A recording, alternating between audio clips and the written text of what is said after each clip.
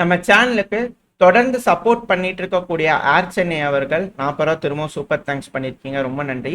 கூடவே எம்என் நம்பியார் அவர்கள் 100 ரூபாய் சூப்பர் தேங்க்ஸ் பண்ணதுக்கு ரொம்ப ரொம்ப நன்றி. அது கூடவே கௌசர் நியாஷ் அவர்கள் 10 தினார் கொடுத்ததுக்கு, எமிரேட்ஸ் தினார் கொடுத்ததுக்கு ரொம்ப ரொம்ப நன்றி. கூடவே ஜெயவசந்த் ஜெயபால் அவர்கள் 10 ஈரோ கொடுத்ததுக்கு ரொம்ப ரொம்ப நன்றி. இது கூடவே பல நபர்களும் தொடர்ந்து கமெண்ட் பண்றது, ஷேர் பண்றது, லைக் பண்றது நம்ம சேனலுக்கு உதவிகள் பண்ணிக்கிட்டே இருக்கீங்க. உங்களோட அன்பு ஆதரவு எனக்கு எப்ப இருக்கும்னு நம்பிக்கல. எந்த ஒரு டிலேயுமே இல்லாம பதிவுக்குள்ள போயிடலாம். அமெரிக்காவோட அதிபரான டொனால்டு ட்ரம்ப் அவர்கள் பிரான்ஸோட நடவடிக்கையை பார்த்து காண்டாயிருக்கார். அதாவது பிரான்ஸ் வந்து பாத்தீங்கன்னா இப்போ ஸ்பெயினோட சேர்ந்து எங்களோட ஏர் ஸ்பேஸை யூஸ் பண்ணாதீங்க, ஈரானுக்கு எகெயின்ஸ்ட் அட்டாக் பண்றீங்க இல்லையா, ஸோ அதனால யூஸ் பண்ணாதீங்க அப்படிங்கிற பிரான்ஸ் தரப்புன்னு சொல்லிக்கிறான். ஸோ அமெரிக்கா வந்து பண்ணா அமெரிக்காவோட அதிபரான டொனால்டு ட்ரம்ப் அவர்கள் தேவதூதர் காண்டாயிருக்காரு. ஏன்னா யூகேல இருந்து தான் வந்துட்டு இருக்கிறான். சுத்தி சுத்தி வர வேண்டியதா இருக்கும். அதிகப்படியான ஃபியூயல் வந்து பாத்தீங்கன்னா அவங்க யூஸ் பண்ணிக்கிட்டே இருக்கிற மாதிரியா இருக்கும். ஸோ ஃபியூயல் சப்ளைஸ் அப்படிங்கிறது வந்து பண்ண இந்த டேங்கர்ஸுக்குலாம் தேவை. ஸோ டேங்கர்ஸுக்கு ஃபியூயல் பிரச்சனை ஷார்டேஜஸ் இருந்துகிட்டு இருக்கு மிடில் ஈஸ்ட்ல. அதுவும் ஆயில் ரிஃபைனரிஸ் எல்லா பக்கத்துலயும் அடிக்கிறதுனால இப்போ விமானங்களுக்கு அங்க பறந்துகிட்டு இருக்கக்கூடிய அந்த டேங்கர் ரக விமானங்களுக்கு ஃபியூயல் வேணும் இல்லையா, அதோட காஸ்ட் ரொம்ப அதிகரிச்சுக்கிட்டே இருக்கு. ஏன்னா ரொம்ப கம்மியாக தான் இருக்கு. அதுக்கும் வந்து பார்த்தீங்கன்னா ட்ரம்ப் அவர்கள் ஒரு விஷயத்தை சொல்லிக்கிறாரு. ஏன்னா அந்த மிடில் ஈஸ்டுக்கு கொண்டு வரணும், ரெண்டாவது யூரோப்பும் கொண்டு வரணும். அமெரிக்கால இருக்கு, பட் ஆனால் அதை எடுத்துட்டு இவங்க கொண்டு வரணும் இல்லையா இங்க. ஸோ அதிகப்படியான செலவுகள் அப்படிங்கிறது பண்ண அமெரிக்காவுக்கு நடந்துகிட்டு இருக்கு. ஸோ தொடர்ந்து இந்த ஈரானுக்கு எகெயின்ஸ்டான யுத்தத்துல அமெரிக்காவுக்கு எதிர்த்து பல நாடுகள் அணி சேர்ந்துக்கிட்டு இருக்காங்க. ஏன் அப்படின்னா பிரான்ஸும் இப்ப சேர்றாங்க அப்படின்னா பிரான்ஸ் ஏற்கனவே ரஷ்யாவை பகைச்சுக்கிட்டு ஏகப்பட்ட பிரச்சனையில இருக்காங்க. இப்ப ஈரானிய பசிச்சான ஸ்ட்ரைட் ஆஃப் ஹார்மஸ், அதுவும் குறிப்பா கத்தல இருந்து கேஸ் எல்லாம் வரலன்னு என்ன பண்றது அப்படின்ற ஏகப்பட்ட சிக்கல்கள். இந்த ஒரு காரணத்துல பிரான்ஸும் கொஞ்சம் பணம் மாறுறாங்களா அப்படிங்கிறது போல. இதுக்கு ட்ரம்ப் அவர்கள் வந்து பாத்தீங்கன்னா பிரான்ஸ் ரெஃப்யூஸ் பண்ணிட்டல்ல, மிலிட்ரி சப்ளை ஃபிளைட்ஸ்ல வந்து பறக்கக்கூடாது அப்படிங்கிறதுக்காக பண்ணிட்டல்ல, ஏர் ஸ்பேஸ் யூஸ் பண்ணக்கூடாதுன்னு. இது ரொம்ப ரொம்ப unhelpful, very unhelpful move France பண்ணியிருக்கிற. நீ நான் வார்ன் பண்றேன், அமெரிக்காவான நாங்க, யுனைடெட் ஸ்டேட்ஸ் ஆன நாங்க ஞாபகம் வச்சிருக்கோம், இந்த டிசிஷனை நாங்க என்னைக்கு மறக்க மாட்டோம் அப்படிங்கிறது போல. யுனைடெட் ஸ்டேட்ஸ் ஒரு இருக்குமா, டிஸ்மேண்ட்லிங் யுனைடெட் ஸ்டேட்ஸா மாறிடுமா அப்படின்ற கேள்விகள். ஏன்னா ஏகப்பட்ட பிரச்சனைகள், அமெரிக்கா ஏகப்பட்ட எக்கனாமிக்கல் பிரச்சனைகளை சந்திக்கும் போது யுனைடடா இருப்பீங்களா, ஸ்டேட்ஸா மாறிட மாட்டீங்களா, மற்ற நாடுகள் தான் டிஸ்பேண்ட் ஆவாங்களா, ஏன் யுனைடெட் ஸ்டேட்ஸ் டிஸ்பேண்ட் ஆகாதா அப்படிங்கிற வரை கேள்விகள் பலருக்குள்ளேயும் வருது. ஏன்னா அங்கேயே வந்து பார்த்தீங்கன்னா வடக்கத்தக்க பிரச்சனை இருக்கு. ஃபார்மர்ஸ்க்கும் வந்து பார்த்தீங்கன்னா அந்த வடக்குல இருக்கக்கூடிய அந்த ஐடி துறைக்கும் வந்து பண்ண ஆகாது. ஃபார்மர்ஸ் எங்களுக்கு வஞ்சகம் பண்றீங்க அப்படிங்கிற ஏகப்பட்ட பிரச்சனைகள் அங்க இருக்கு. இது அமெரிக்காவோட வரலாறுலயே இருக்கக்கூடிய ஒரு விஷயம் தான். அங்க ஒத்துமையா இருக்கிறாங்கன்னா, ஒரு நாடா இருக்கிறாங்கன்னா, அது இப்ப இருக்கக்கூடிய சூழ்நிலை வேற. அது மாறிடுச்சு அப்படிங்கும்போது அவங்க எக்கனாமிக்கலி பின்னடைவை சந்திக்கிறாங்கன்னா அப்புறம் அங்கேயே பிளவுகள் வருமா அப்படின்ற கேள்விகள் பல அனலிஸ்டுக்குள்ள இருக்கு. என்ன நடக்க போகுது அப்படிங்கிறது பார்க்கலாம். ஸோ இப்போ பிரான்ஸ் வந்து பார்த்தீங்கன்னா ஸ்பெயின் இது போல நாடுகளோட இணைஞ்சு அப்போஸ் பண்ண ஆரம்பிச்சிட்டாங்க. ஈரானுக்கு எகெயின்ஸ்டா அட்டாக் பண்ணது ஸ்டாப் பண்ணுங்க, எங்களுடைய ஏர் ஸ்பேஸ் யூஸ் பண்ணாதீங்க அப்படிங்கிறது போல. ஏன்னா பிரஸ் செக்ரட்டரியே வந்து பார்த்தீங்கன்னா கெரோலினா அவர்கள் வெள்ளை மாளிகையில் பேசும்போது பல விஷயங்கள் பேசினாங்க. இது நம்ம தனியாக ஒரு வீடியோ பதிவில் பார்க்கலாம். பட் ஆனால் அவங்க சொல்லக்கூடிய விஷயங்கள், எங்களோட பேச்சுவார்த்தைக்கு நீங்க வரல அப்படின்னா இது போல விளைவுகளை நீங்க சந்திப்பீங்க அப்படிங்கிறது போல ஒரு துணையில அவங்க பேசுறாங்க. ஸோ அது பல நாடுகளுக்கும் வந்து பாத்தீங்கன்னா காண்டுகளை ஏற்படுத்திக்கிட்டு இருக்கு. இது மிக பெரும் சிக்கல்களா ஆயிட்டு இருக்கு அமெரிக்கா. ஸோ வெயிட் பண்ணி பார்ப்போம். அவங்களோட ஃப்ரஸ்ட்ரேஷன் தெரியுது, தோல்வியோட முகம் அவங்களுக்கு வந்து பாத்தீங்கன்னா ஏத்துக்க முடியலை அப்படிங்கிறது தெரியுது.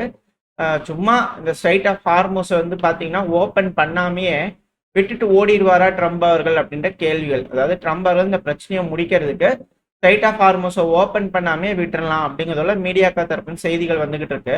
இது எல்லாமே ப்ரொபோசல்ஸா பாக்குறாங்க சில அனலிஸ்ட்.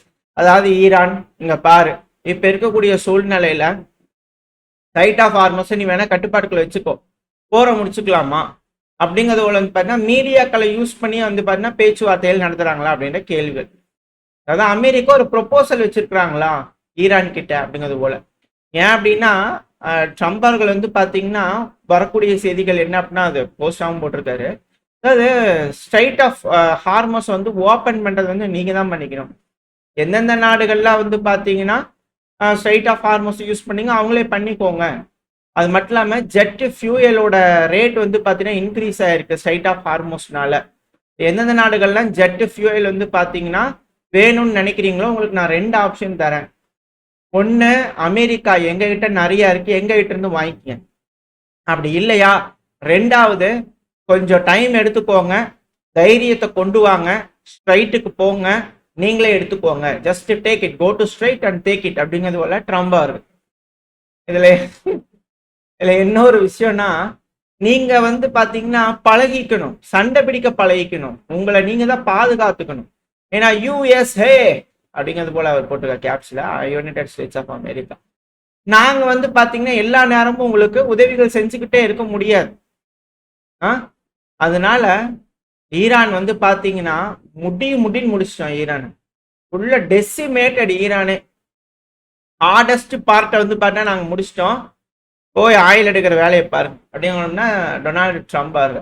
அவங்களுக்கு நான் சொன்னேன் இல்லையா, இப்போ பிரான்ஸ் வந்து பார்த்தீங்கன்னா தடை விதிக்கிறாங்க அப்படின்னா அவங்களோட விமானங்கள் பறக்கிறதுக்கே முதல்ல ஃபியூயல் வேணும்.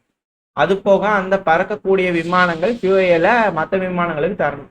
ஸோ இதெல்லாம் வந்து பண்ணால் அதிகப்படியான காசு வந்து பார்த்தீங்கன்னா உங்களுக்கு ஏற்பட்டுக்கிட்டு இருக்கு, பணம் செலவாகிக்கிட்டே இருக்கு. இதுக்கு வந்து பணம் அப்படிங்கிறது மற்ற நேரங்கள் ஓகே, எக்கனாமிக்கலி பின்னடைவை சந்திக்கக்கூடிய இந்த சமயத்துல, டீடாலர் ஆகக்கூடிய இந்த சமயத்துல அவங்களுக்கு ஃபியூயல்ங்கிறது வந்து பாத்தீங்கன்னா பிரச்சனை. இதுதான் வந்து பாத்தீங்கன்னா இக்கட்டான சூழ்நிலையா இருக்கு.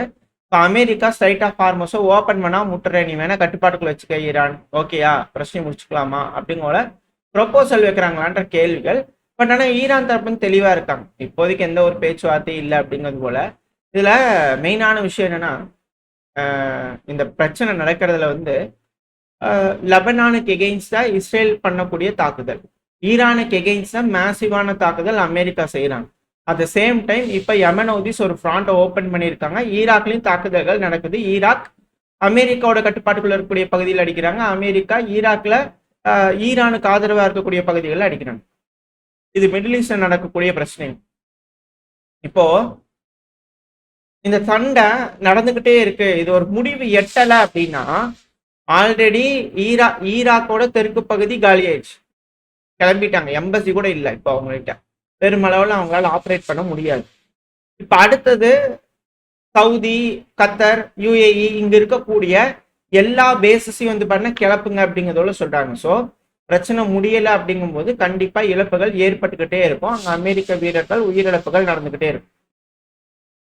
அட் த சேம் டைம் ஈராக்லயும் வந்து பாத்தீங்கன்னா வடக்கு பகுதி குர்திஸ்தான் அப்படிங்கிற ஒரு ட்ரம்ப் கார்டு இல்லாம போயிடுச்சு ட்ரம்ப் அவர்களுக்கு. அப்படிங்கும் போது மிடில் ஈஸ்ட்ல வந்து பாத்தீங்கன்னா, அதாவது வடக்குல இருக்கக்கூடிய மிடில் ஈஸ்ட், உதாரணத்துக்கு துருக்கி, சிரியா, ஈராக், ஈரான், இவங்க எல்லாரும் ரொம்ப ஸ்ட்ராங் ஆக ஆரம்பிச்சிருவாங்க.